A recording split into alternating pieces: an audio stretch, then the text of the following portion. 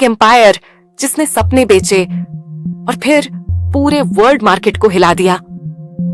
इस एक लाइन से कहानी शुरू होती है, एक ऐसी रेस जो चीन के सपनों के कंधों पर सवार होकर ग्लोबल इकोनॉमी तक पहुंची। ये चीन की चमकती हुई स्काईलाइन से शुरू होती है, जहां क्रेन हवा में उड़ रही थी, जहां कंक्रीट सिर्फ बिल्डिंग ही नहीं बल्कि लोगों की उम्मीदें भी बना रहा था। शहर तेजी से बढ़ रहे थे और उस तेजी के बीच एक नाम उभर रहा था, धीरे धीरे लेकिन खतरनाक तेजी से। एक रियल एस्टेट की बड़ी कंपनी जिसने शहरों को बढ़ाया, उन्हें रोशन किया और लाखों लोगों को यकीन दिलाया कि घर अब सिर्फ एक सपना नहीं बल्कि एक इन्वेस्टमेंट है। लेकिन हर चमक के पीछे एक साया होता है और इस रेस के पीछे भी कर्ज का पहाड़ था। जितनी ज्यादा जमीन खरीदी गई उतना ही ज्यादा कर्ज लिया गया। जितनी ऊंची बिल्डिंगें बनाई गईं, इकोनॉमिक रिस्क की खाइयां उतनी ही गहरी खोदी गईं। कैमरा अब धीरे धीरे स्काईलाइन से अंधेरे गलियारों की ओर शिफ्ट होता है। अधूरी इमारतें, खाली अपार्टमेंट और फाइलों पर जमी धूल जिनमें कभी लाखों की डील होती थी। किसी भी टूटते साम्राज्य से पहले जो सन्नाटा छा जाता है, अब चीन के रियल एस्टेट मार्केट के दरवाजे पर दस्तक दे रहा था। फिर अचानक एक झटका। कर्ज का बोझ इतना बढ़ गया था कि दीवारें हिलने लगीं। इन्वेस्टर घबराने लगे, खरीदार बेचैन हो गए। दुनिया भर के मार्केट की सांसें थम सी गईं। और जैसे ही पहली दरार दिखी, सिर्फ एक कंपनी नहीं बल्कि पूरा सिस्टम कांप उठा। जो साम्राज्य कभी आसमान छूता था, अब अपने ही कर्ज के बोझ तले टूट रहा था। चीन का तेजी से बढ़ता रियल एस्टेट सेक्टर अब अंदर से टूट रहा था। और यहीं से असली कहानी शुरू होती है।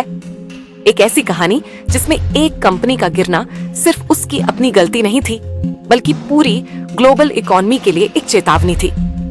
क्योंकि जब इतना बड़ा साम्राज्य गिरता है तो उसका असर सिर्फ बॉर्डर तक ही सीमित नहीं रहता।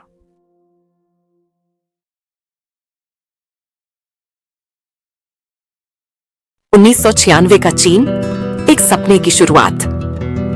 एक छोटे से दफ्तर में उठता हुआ एक नाम एवरग्रांड, ग्रेनाइट बेचने वाले एक शख्स से शुरू हुई एक ऐसी दौड़ जिसने देखते ही देखते एक साम्राज्य खड़ा कर दिया। कुछ ही सालों में एवरग्रांड रफ्तार से भागती हुई चीन की सबसे तेज बढ़ती रियल एस्टेट कंपनी बन गई।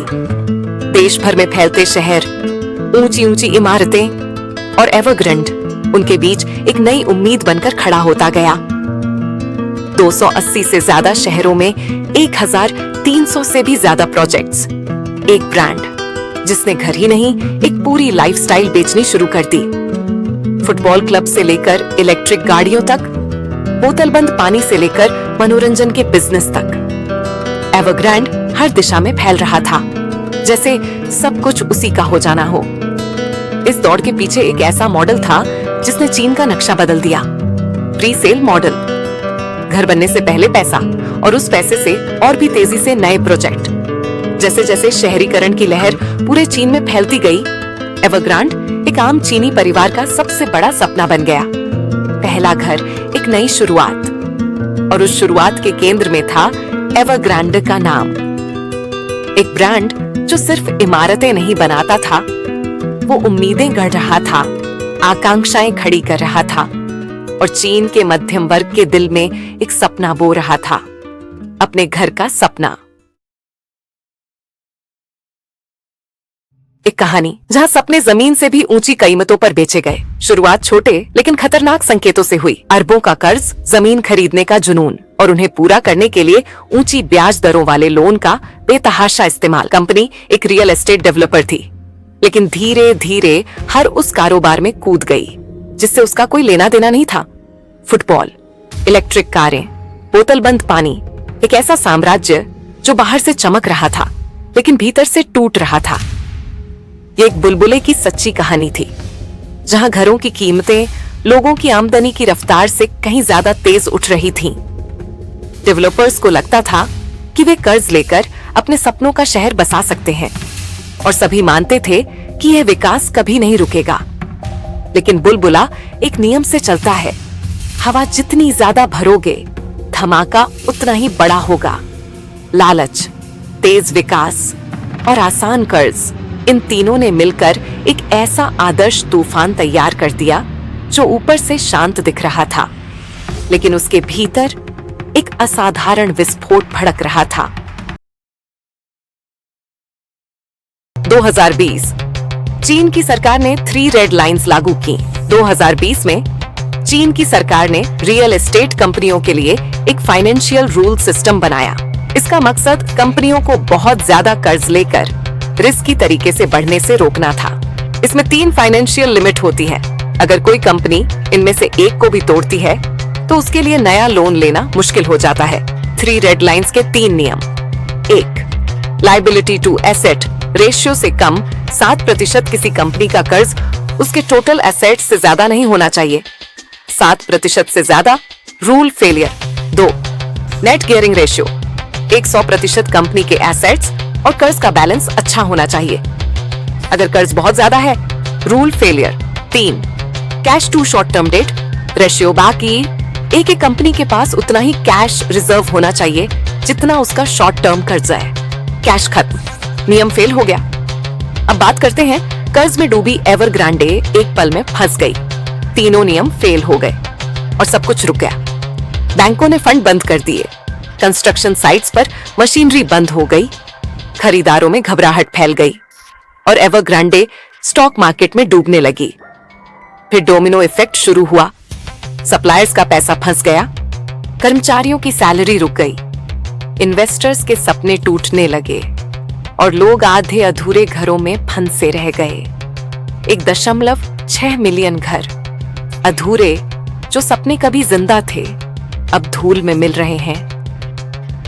एक ऐसी दुनिया जहां इकोनॉमी एक जाल की तरह आपस में जुड़ी हुई है और उस जाल का सबसे बड़ा धागा चीन, दुनिया की दूसरी सबसे बड़ी इकोनॉमी, जिसका रियल एस्टेट सेक्टर उसकी जीडीपी का लगभग 30% हिस्सा है। यहीं से कहानी शुरू होती है एवरग्रांडे नाम की एक बड़ी रियल एस्टेट कंपनी की। एक कंपनी जो सपने बनाती थी, शहर बनाती थी, अपने ब्लूप्रिंट पर लाखों लोगों का भविष्य बनाती थी। लेकिन जब सपने कागज पर बनते हैं तो बारिश से डरना ही पड़ता है, और वह बारिश एक दिन तूफान बन गई। एवरग्रांडे गिरने लगी, और जब इतना बड़ा डोमिनो गिरता है तो उसकी ताकत सिर्फ चीन को ही नहीं बल्कि पूरी दुनिया को खुशी देती है। स्टॉक मार्केट में डर फैल जाता है, कमोडिटी की कीमतें ऊपर नीचे होने लगती हैं, सोना, तेल और लोहा, हर चीज के रेट उलटे चलने लगते हैं। डेट मार्केट में घबराहट, विदेशी इन्वेस्टर्स के अरबों डॉलर गायब हो जाते हैं, और फिर दुनिया एक चीज से चिपक जाती है, डॉलर। जैसे जैसे डर बढ़ता है, लोग सुरक्षित जगहों की तलाश में भागते हैं। सवाल उठता है, एक कंपनी के गिरने से ग्लोबल मार्केट क्यों हिल जाता है?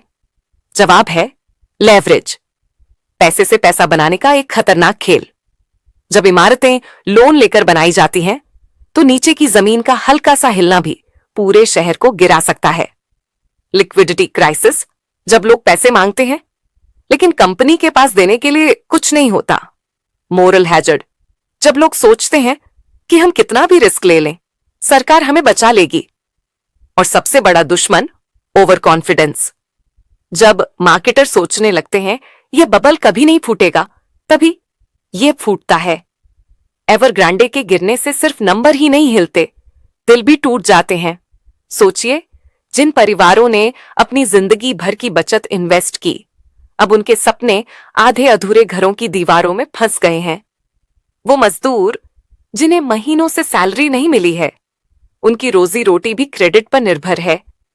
वो इन्वेस्टर जो हर सुबह नया नुकसान देखते हैं, और वो शहर जहां भूतियां इमारतें खड़ी हैं, खाली खिड़कियां, खाली जिंदगी। आज एवरग्रांडे सिर्फ एक कंपनी का नाम नहीं है, यह एक चेतावनी है, यह एक सबक है। मार्केट तभी तेजी से चलता है जब लोग अपना डर भूल जाते हैं, लेकिन जब डर वापस आता है तो यह सब कुछ हिला देता है। इसीलिए आज दुनिया देख रही है कहीं और कोई और बुलबुला ना फूट जाए, क्योंकि ग्लोबल इकोनॉमी एक फिजिकल चेन की तरह है और चीन उस चेन की एक बड़ी कड़ी है। अगर ये स्नीज लेता है तो दुनिया को बुखार आ जाता है।